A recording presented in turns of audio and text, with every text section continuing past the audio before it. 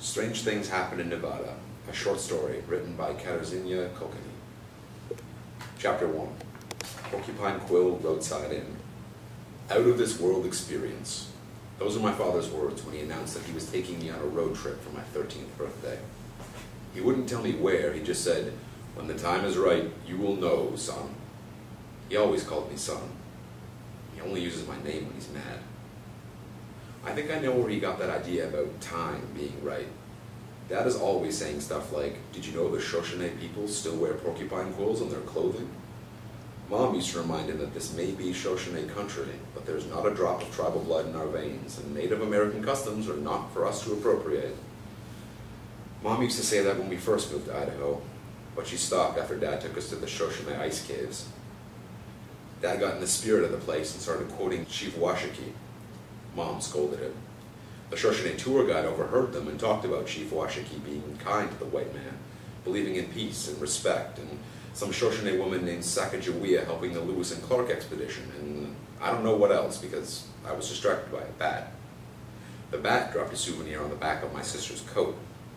For the rest of the tour, that was all I could think about. When will she notice? She noticed when we left the cave, and she blamed me. "I'm your brother. Would I do something like that?" She glared at me, and of course that meant yes. I still say the bat did it. Back guano or not, that ice cave sounds so good right now. Even with the fan on full blast, our rickety car feels like it's about to melt into the asphalt. We passed the occasional truck on an otherwise empty Great Basin highway. I still have no idea where Dad is taking me for our father-son birthday road trip. My twin sister will get a separate celebration next week with Mom, because of the motel. Leave it to my parents to buy a motel sight unseen from a huge Kochany family they just met, pack up our lives, and a month later turn the key at the Porcupine Quill Roadside Inn. When someone spontaneously decides to become an innkeeper, why pick Idaho of all places? It's not like we knew anybody there. Must be easy when you have 10 cousins in the motel business to help you get started. For our family, it's just the 4 of us. When we lived in California, we played on the beach and went to Disneyland. And now we're exiled in the land of the giant potato. My sister says Mom and Dad bought the motel because they have the spirit of adventure. I don't see anything adventurous about washing sheets and cleaning toilets for strangers who expect your family to be available all the time to help them find the right TV channel, or open their room when they lock themselves out, or chase off some coon or coyote that's decided to raid the garbage. Coons and coyotes are a pain, but the people visitors are worse. The Porcupine Quill Roadside Inn gets 3 kinds. Nature lovers bathe in the hot springs. Novelty seekers want to take pictures at craters of the moon and the world's largest potato. They can never decide. Should we visit the giant potato at the Spud Drive-In, or the giant potato at the Idaho Potato Museum? So many choices, so little time. Then there are the weird guests who pay cash and keep to themselves. I probably shouldn't judge. I keep to myself, too. Though, for a chance to go back home to California, I would be willing to spend a whole week with people. Even parents. My parents. The night before we left for this birthday trip, I overheard Mom and Dad. "Enough time to adjust. He's his father. Made a mistake. Just hope it's not too late. Give it a chance. Stranger things have happened." Chapter 2. Welcome to Nevada. Northern Nevada sagebrush steppe looks a lot like southern Idaho. That's the latest from the Department of Stating the Obvious. I'm here with Dad, so what do you expect? He's the king of stating the obvious. If it rains, he'll say, "It's raining." If we're having potatoes for dinner, he'll say, "Potatoes for dinner." Thanks, Dad. So I sit here with Dad on the Great Basin Highway. A blue sign with white letters welcomes us to Nevada, the Silver State. Another sign provides a toll-free number to report shooting from the highway. The radio picks up static. I change the station. Country. Casino weekend special. Kids eat free. Classic rock. Talk radio. Extreme heat alert warning. Country. Country. So can you guess? Dad speaks for the first time in 2 hours. What? Where we're going? Are we there yet? Come on, guess. We've already passed 4 signs for roadside casinos with greasy spoon diners. We could also wash our truck at a truck wash, if we had a truck. Don't you think I'm a little young for a casino? Tad laughs like it's the best joke he's ever heard. Even in Nevada, I'm pretty sure they wouldn't let a 12-year-old gamble, even if he's about to turn 13. Handle firearms, maybe. Drive a truck, perhaps. But not gamble. Come on, guess again. Dad can barely contain himself. I haven't seen him this excited since Disneyland. You okay, Dad? Never better. You and me, some father-son time. Aren't you going the wrong way? Why? The giant potatoes are further up north. I think you missed an exit. It's your birthday, so I'm going to ignore the sarcasm. Now guess. I guess when the time is right, I'll know. Dad's smirk fades. He hates it when I guess correctly. I don't want to keep playing this game. I also don't want to turn the car around in case we are actually driving home to California. So I changed the subject. It's hot. I'm thirsty. You can get a soda when we stop for gas. You still have half a tank. We better stop soon. It's dangerous to run out of gas in the middle of nowhere, especially in this heat. Okay, whatever. I'm tired. I close my eyes. That was the longest conversation this father and son have had all year. I'll give you a hint. I pretend to sleep. Dad doesn't buy it. He's used this trick on Mom. Son, we're in Nevada. No. Really? Okay, Mr. Sarcastic, that's enough. You just might enjoy spending some time with your old man. Stranger things have happened in Nevada. Are we staying in Nevada? Silently I add, please no. When the time comes, you'll know. It'll be out of this world. It occurs to me that he's been using this phrase a lot, out of this world. Is that just being Dad, or are we going to see Area 51? Area 51 is famous for UFO sightings. You can get to it by a road that is actually called the Extraterrestrial Highway. I don't believe in aliens, of course. I just wonder. After all, we did live in California. Aliens are a big deal in Nevada, too, especially near Las Vegas. Mom says that explains a lot about Las Vegas. I stare out the window at the mountains on the horizon. I imagine aliens abducting a bunch of tourists with a giant potato. That's when the car stalls. Chapter 3, History Lesson. Dad panics. Wouldn't you know it, we've stopped. Here we are all alone in the middle of nowhere. Thanks, Dad, for pointing out the obvious again. Dad gets out to investigate. I try his cell phone. No reception. Dad opens the hood, examines the engine. I'm pretty sure he doesn't know anything about cars, but I don't say anything. Dad comes back, turns the key in the ignition. The engine turns, then starts. The gas gauge is at empty. Dad scratches his head. How can we be out of gas already? It was just half full.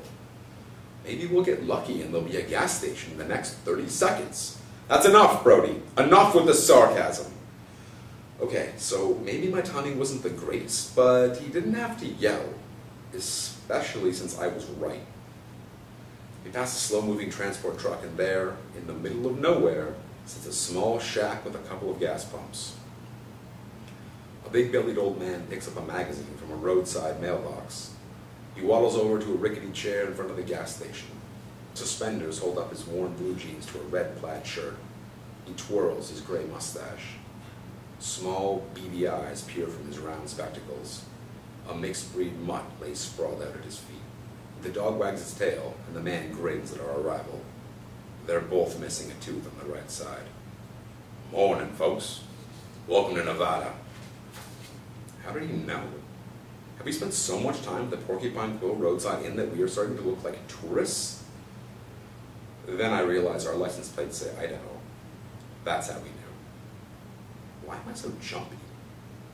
Maybe it's the heat. Dad, I'm going to get a soda. Give me one too. Cola or iced tea. Dad says nicely as he unscrews the cap to our gas tank. I don't answer. I wonder if he feels bad for yelling at me. He repeats, louder. Cola or iced tea? I know, Dad. I'm not deaf. Dad watches me a moment, then turns away to pump the gas. I walk up to the old man. He seems friendly enough. Do you have any cold cola? Well now, son. Another one calls me son. I take a breath to tell him off, and I notice that he's cleaning a rifle. That's not unusual around these parts, though my California blood never quite got used to it. As they say, this ain't gun control country. I silently wish I had written down that toll-free number from the highway. The old man points the gun to a scratched-up old cooler. What you see is what you get. Apparently what you get is a few cans of lukewarm root beer. I pop one open and mumble to myself about a better selection in California. 2 months, the old man says. Excuse me? You got 2 months, son? He turns his rifle and cleans the other side. I take a silent gulp of my lukewarm root beer. He grins, giving me a full view of his missing tooth. My granddaddy traveled from here to the West Coast on the California Trail. Took him 2 months. Oh? Hard country. Dry country. Liable to need more than that little soda you got there. I take another gulp. If you got your heart set, plenty of ways to get to California. Great. The man with the gun overheard me complaining. I make a mental note to keep my mouth shut.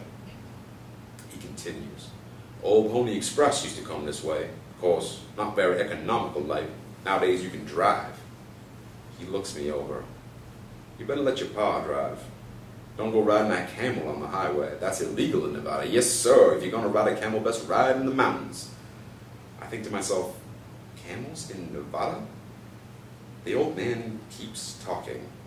Folks say there's gold in them mountains. Tall tales is all.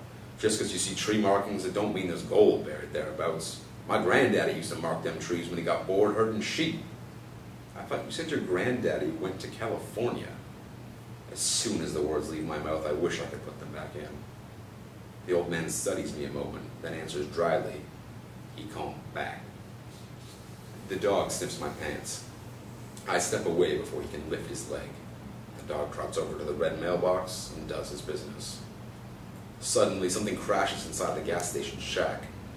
The old man reassures me, oh, that's just the alien. We got UFO in these parts. Alien? UFO? Either this trip just got a lot more interesting, or this old man is off his rocker. Thanks for the history lesson. I try to make my sarcasm sound sincere, on account of his rifle. I rush over to Dad and hand him his soda. Root beer? It's all they had. Thanks, son. As much as I want to get away from the crazy man with the gun, I really need to use the bathroom. Through the bathroom wall, I hear a girl's voice. Why do you keep telling people I'm an alien? The old man answers, government calls you an alien. I'm from Canada. The girl sighs in frustration. What's all this talk about UFO? You know I'm the president. United Federation of Old Men Sitting and Thinking? That would be UFO-SAT. UFO-SAT? Not very economical like. You could have told them I'm from Canada. The old man laughs. Where's the fun in that? Out by the car, I drink the rest of my lukewarm root beer, waiting for Dad to finish his business. It's weird with this dog staring at me. The old man comes back outside, parks himself in his rickety chair. You turned 14, that right? Yes. Dad must have told him while I was in the bathroom. Thanks, Dad. Gonna be a man, I guess. You and your pa are gonna have a trip you ain't likely to forget. I bet. He grins again, then speaks so quiet it's almost a whisper. Son, around these parts, we don't like it much when a young'un talks, disrespectful like. Did I offend a crazy old man with a gun? You better go on and apologize. I am in no position to argue. Dad is still in the bathroom. I don't think he heard. The dog glares at me. I'm sorry? When you apologize, you ought to say what you're apologizing for. And then I remember what I heard in the bathroom. I figure he's all talk, and I do the dumbest thing a boy can possibly do when faced with a crazy old man with a gun. I get sarcastic. I'm sorry I asked for a cold cola. Don't get smart with me, boy. And don't go getting smart with your paw neither. The old man clangs his rifle so loud that I jump. You got a lot to learn, son. Best be learning real soon. Chapter 4. The Accident. Once we are safely out of shooting range, I glance back through the rear window. We must have driven further than I thought because I can't see the old man or his gas station. All I see is open country and a couple of trucks on the highway. I keep thinking about what the old man said about me getting smart with Dad. So what if I do? It's not my fault. I have a right to be mad. It wasn't my decision to leave our home in California. Still, a man with a gun has a way of making you think. Hey, Dad? Yeah? They only had root beer. I know. I mean, I would have gotten you a cola or an iced tea if they had any. That's as close to an apology as I'm willing to give. Dad looks at me a long time. I can feel his gaze as I stare out the window. Finally, Dad speaks. We'll have iced tea when we get home.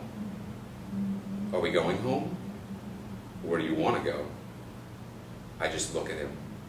He knows there is only one place I want to go for my birthday or ever. Son, it would be a long drive back home to Idaho. You mean it would be a long drive from home to Idaho? Home to Idaho. Home from Idaho to Idaho. And then something happens that scares the daylights out of both of us.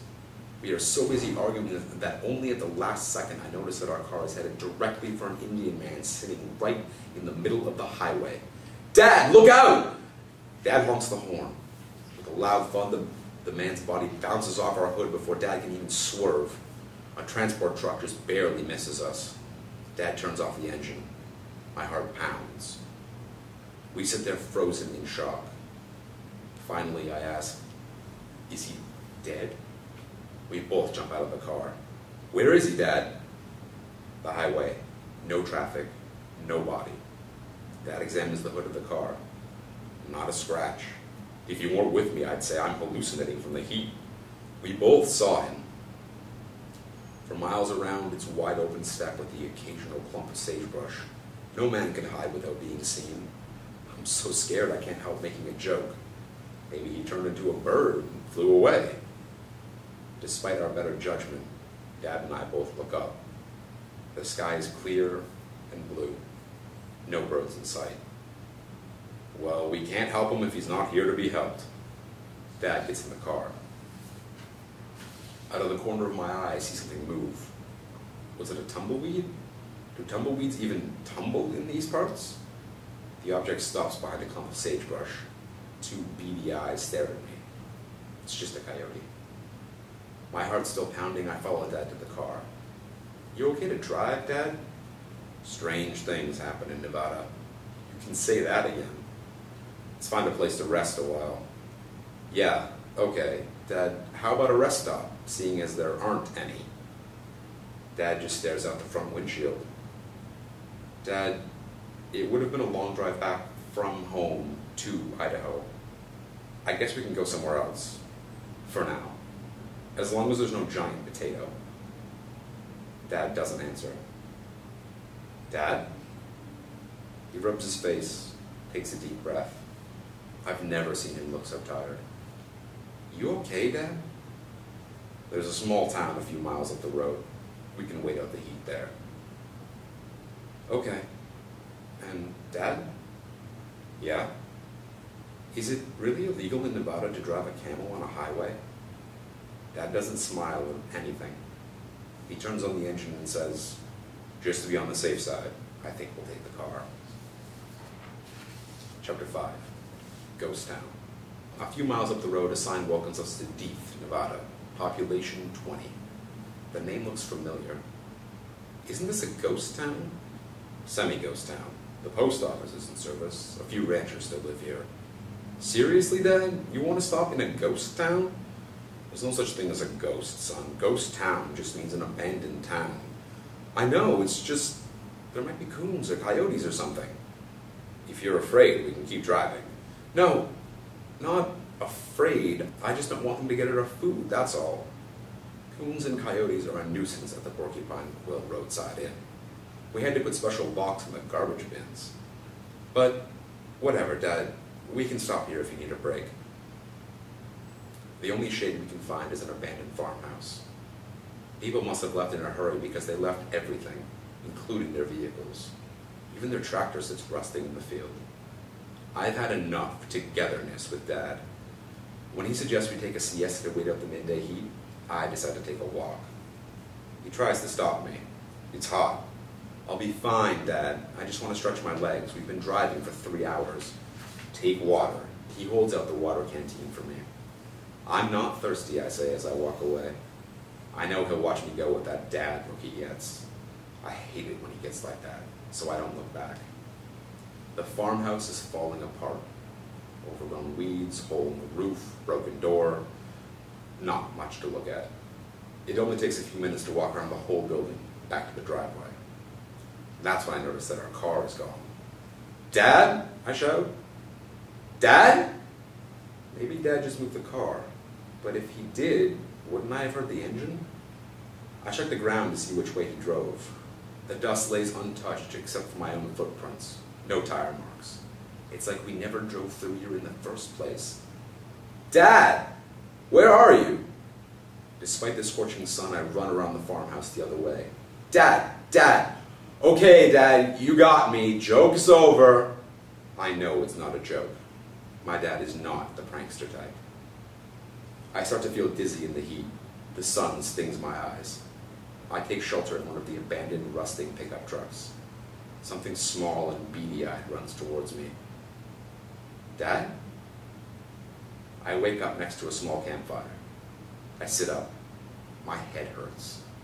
A hand touches my shoulder. Dad must have found me. Dad, the water canteen! But the man behind me is not Dad. It's the Indian from the highway. Chapter 6.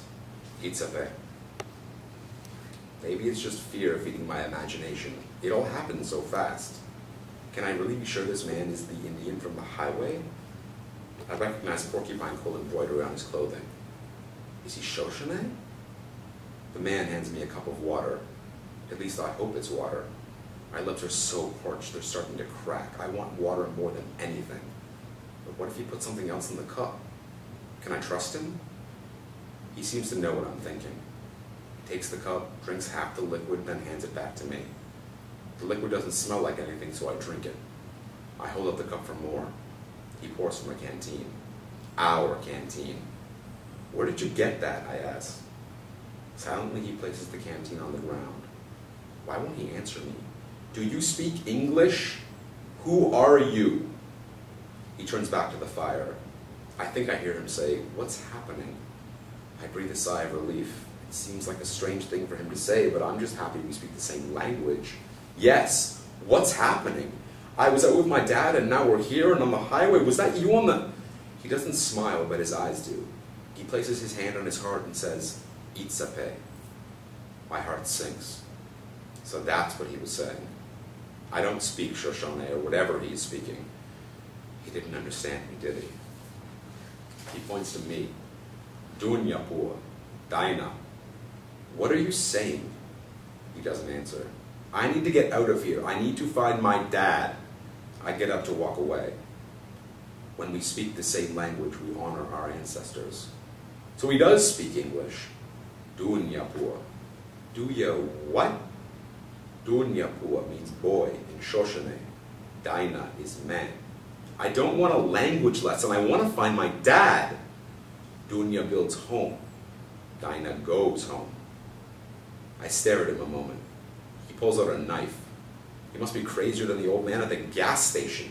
There's only one thing left to do. Run.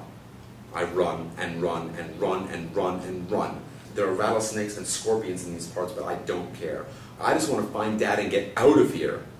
I've been running for what feels like 15 minutes. The hot air distorts the image, but I am sure I see a familiar figure up ahead. Dad! I shout without thinking. I run faster, and suddenly I am right back where I started.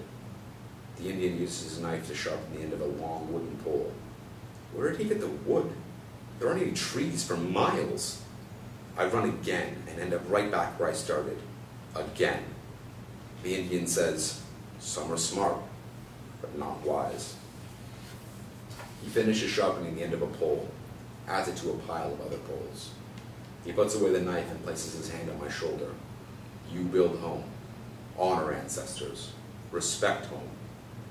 No respect, no home. He hands me a wooden pole and says, "Respect." He secures one end of the ground and hands me another pole, and he says, humility.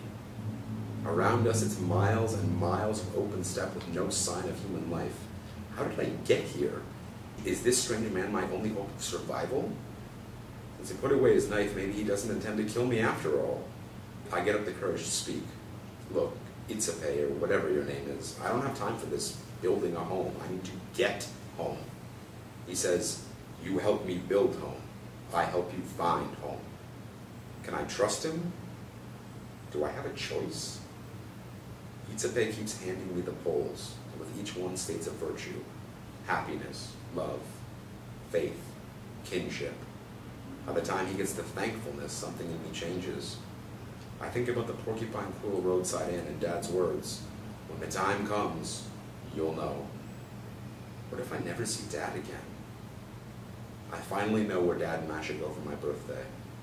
I just hope I live long enough to tell him, without sarcasm. Chapter 7. The boy is gone.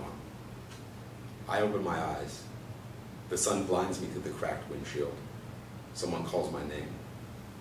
It takes me a moment to recognize the voice. I clamber out of the rusty old pickup truck. All my muscles ache. My face feels sunburned. Dad!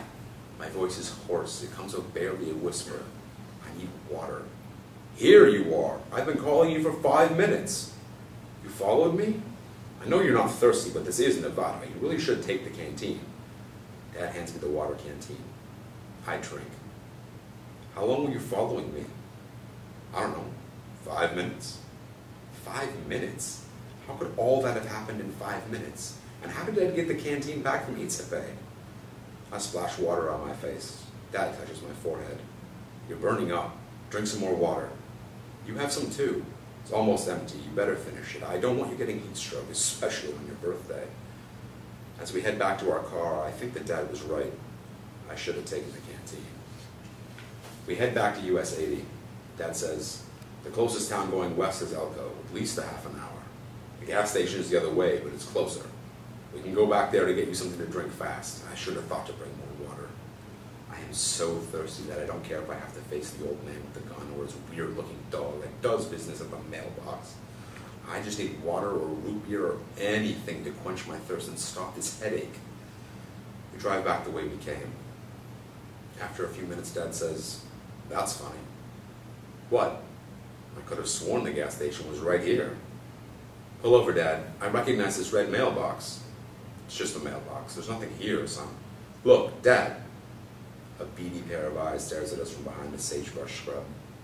Coyote. Did you know the Shoshone people tell many stories about the coyote? I've heard Dad say stuff like that before, but this time it doesn't sound lame. He's a great teacher and a trickster, the shapeshifter. He says he appears when we need to change. Dad, what's the Shoshone word for coyote? I ask, although I suspect I already know the answer. Dad seems pleasantly surprised to hear me ask. His name is Itzape. We drive another 15 minutes on US 80. Once we reach the Great Basin Highway again, Dad says, we probably just passed the gas station without realizing. I know we didn't. We stop for lunch at a casino, Greasy Spoon Diner. I drink a large soda in one gulp. The headache starts to fade. Dad covers our table with a map of Nevada. Here we are in Wells.